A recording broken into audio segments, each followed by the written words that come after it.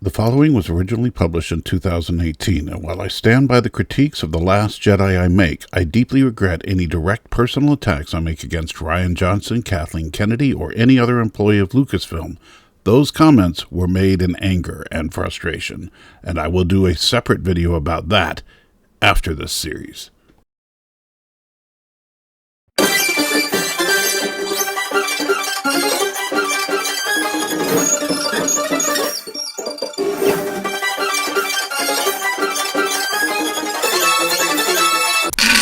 Last time on the Anti-Trekker, Holdo was really stupid. And I honestly thought there was no way they could immediately follow that with something even dumber. But I was wrong.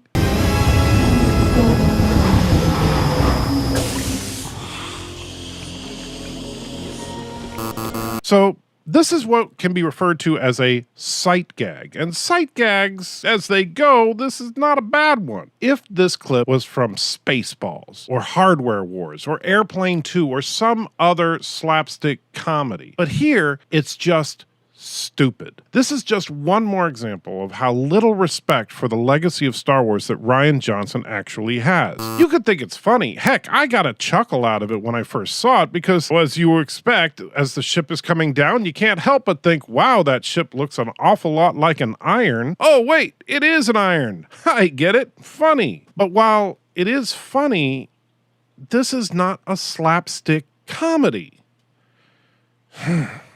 Well, Rose, Finn, and DJ steal some handy and perfectly form-fitting First Order uniforms because, of course, the laundry facility is unmanned. Why not? And Finn, thinking quickly, figures that a common astromech droid might be mistaken for a common astromech droid, so he covers him with a trash can because,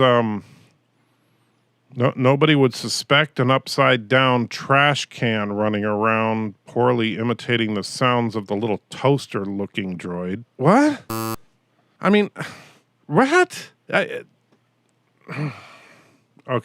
I know I just said that this was not a slapstick comedy, but maybe Rian Johnson actually thinks it is a slapstick comedy. And what exactly why was there a trash can with trash in it, by the way, in an automated unmanned laundry room? And how did Rose, Finn, and DJ even get into the laundry room in the first place? I mean, what is going on here?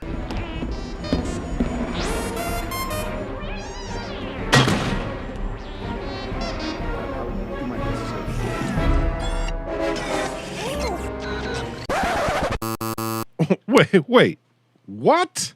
So now we literally have a trash can running around on the Supremacy, slamming into a stormtrooper, and yet the only one who notices is the evil black version of BB-8. And even then, evil black BB-8 does not sound an alarm or something, maybe alert the troops, do something.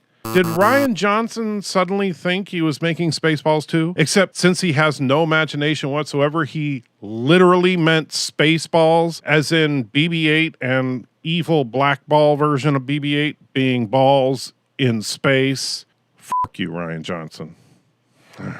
So, as Finn, Rose, and DJ practice their slapstick routine, Rey and Kylo take the elevator up to see Snoke. I suppose this shot is supposed to remind us of Luke and Vader in the elevator from Return of the Jedi, but at this point, I think that Rian should not be trying to remind us of other Star Wars films. Rey tries to tell Kylo that she will help him if he turns, and he responds that she is the one who will turn. So did Rian Johnson have a 3-year-old type up this scene? I mean, really, this is like some of the dumbest. What the scene boils down to is, you're gonna turn to the light side. You are going to turn to the dark side. Luke is stronger than Snoke. Luke has run off to a remote island to die and cut himself off from the Force, and even now is attempting to destroy all the knowledge of the Jedi. Well, Snoke is a poo-poo head. Well, you kind of got me there. So the elevator gets to Snoke's room. The tension is building. Rey and Kylo walk into the room, greeted by the most powerful, dangerous man in the entire galaxy.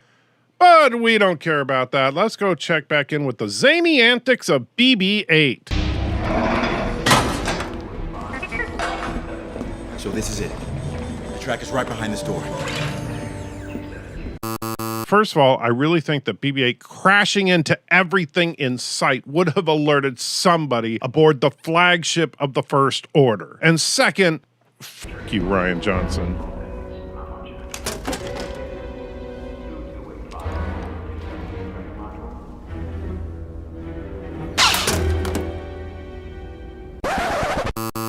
Wait.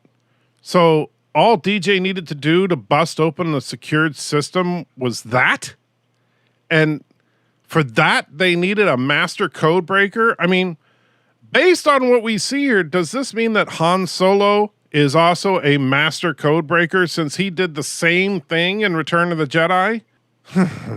So, after using Poe's pendant to short out the security board... AC and smelt. Best conductor.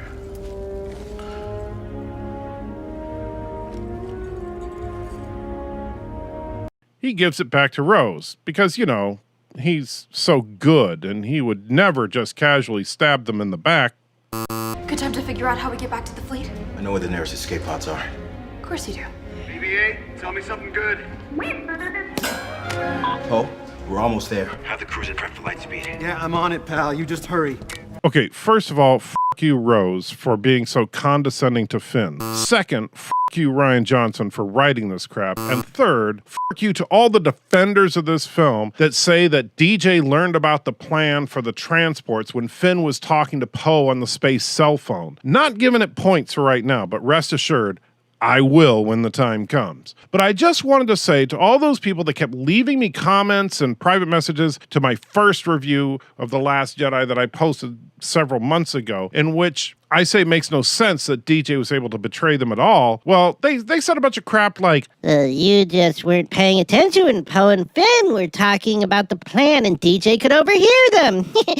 yeah, but the problem is that they never talked about the plan with the transports and all that. They didn't mention the transports at all.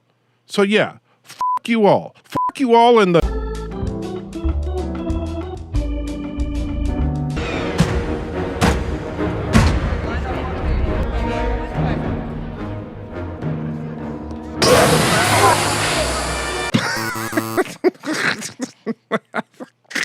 Okay, wait. So now we're supposed to believe that Holdo did not break her ankle kicking an industrial fuel line apart with her high-heeled standard issue shoes. Now, this is not about Holdo being a woman, mind you. That pipe looks like no human at all should have been able to just kick it loose like that, let alone an admiral that looks like she's never seen any kind of industrial equipment before. But no, apparently Holdo now has super strength and invincibility because the Force. Oh, wait. Crap. There was that article recently that said that Holdo has the Force, so maybe that's why... After Holdo busts the industrial pipe, she starts blasting everyone because, you know, she had a gun all along hiding in her formal dress. Fuck you, Rian Johnson. Now, Blackball BB-8. And yes, I know he has a name, but it's never mentioned in the film, and this is a review about the film, and I'm spending plenty of time watching this stupid film, and I'm not about to waste even more time looking up the names of inconsequential characters left and right that have no name in the film. Anyway, Blackball BB-8 did in fact alert others to the break-in, but for some reason, they decided to wait until they were actually within reach of the circuit breaker to stop them because... the dark side force anus? Oh, and look, Captain Phasma's back somehow. But I'm sure she'll get much more respect and time in this film than she did in The Force Awakens.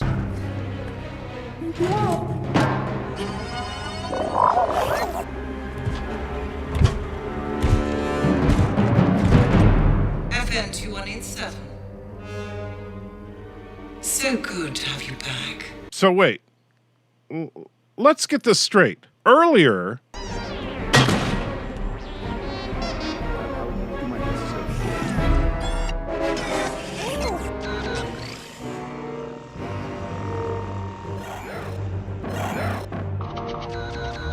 evil Blackball BB-8 spotted an upside-down trash can running into stuff and realized what was going on, and alerted Captain Phasma and a squad of troopers who go into and arrest Finn, Rose, DJ, and ignore the upside-down trash can in the room. Fuck you, Ryan Johnson. They didn't make it. Look. So now we saw them cutting through this door earlier in the film. It would appear that they're using like 3 or 4 blowtorches to cut through this door. But then the door just explodes. Huh? And before some of you say, But wait, in the original Star Wars, the stormtroopers blew up the door after cutting it in the opening scene. very true. But there are 2 reasons that does not excuse this. First, the stormtroopers would want to cause maximum casualties via shrapnel when they came in the door. And second, that is not this movie. And just because they did something stupid in that movie does not mean it is not stupid in this movie. Metal doors do not explode just because you cut them off the door frame. And if they do, well, that was a pretty bad design. But then, this is the same ship that you can apparently break a 4-inch fuel pipe just by kicking it, so why not? So Poe is ready for a fight to hold onto the bridge, and in comes...